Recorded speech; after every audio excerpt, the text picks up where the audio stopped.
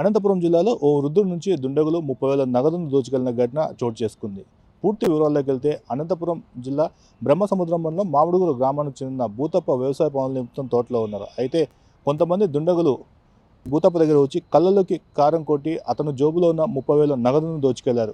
ఎంత ప్రాధేయపడినా కూడా దొంగలు కనికరించలేదని భూతప్ప ఆవేదన వ్యక్తం చేశారు. అయితే దుండగులు దోచుకెళ్లిన సొమ్ము కూడా ప్రతిరోజు కట్టెల బొగ్గులమ్మి, అలాగే కొత్తిమీరలమ్మి, అలాగే నెల వచ్చే పింఛన్ సొమ్ములు దాచుకున్నారని. అయితే ఎంత ప్రాధేయపడినప్పటికీ ఆ దొంగలు కనికరించకుండా తనని కళ్ళలోకి కారం కొట్టి తోసేసి ఆ డబ్బులను దోచుకెళ్లారని చెప్పేసి వృద్ధుడు భూతప్ప ఆవేదన వ్యక్తం చేశాడు. అయితే దీనికి సంబంధించి కూడా ఇప్పటికే బ్రహ్మసముద్రం పోలీసులకు వృద్ధుడు ఫిర్యాదు చేశారు. అయితే కేసు నమోదు చేసుకున్న పోలీసులు విచారణ చేపట్టారు. నా పేరు భూతప్ప, నా మామిడూరు.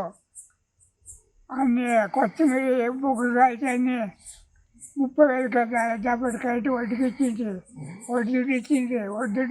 అవన్నీ నేను జోలు పెట్టుకుంటే కాన్పూర్ తీసుకుపోయినారు నా తల్లి పైన 3 గంటలప్పుడు.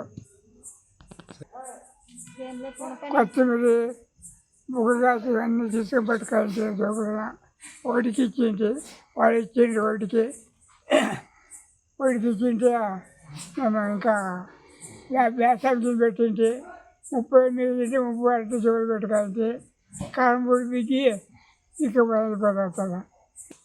చెట్టుకి కొడకంటే జోబులో కారంపూడికి 30 తీసుకుపోయిన జోబులన ఇక్కబడి బిడ్డ పట్టుకుని అమ్మమ్మ అయ్యయ్యో అన్నీ కూడా ఇటుకుండా ఇక్కబోయింది జోబులన.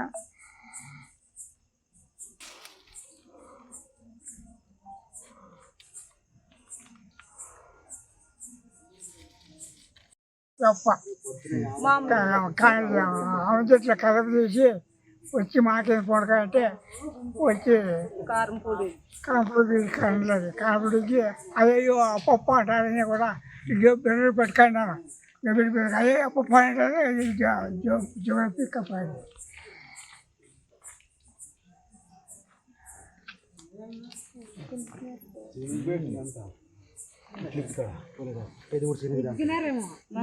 కుట్లు ఊడిపోయింది, అదే పై చూపోయింది, లోపల పోలేదు.